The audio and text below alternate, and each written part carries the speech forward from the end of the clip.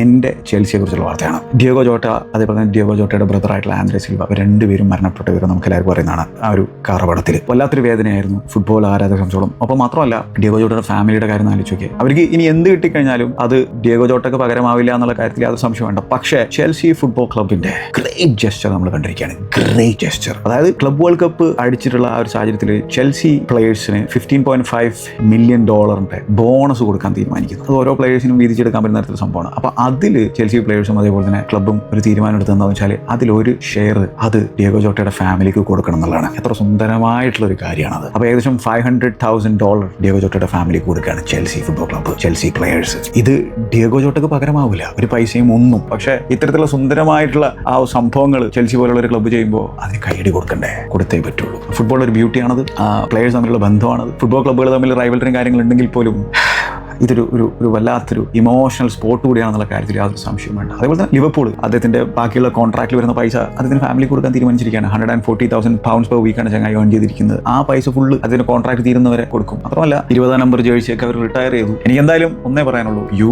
Never walk alone.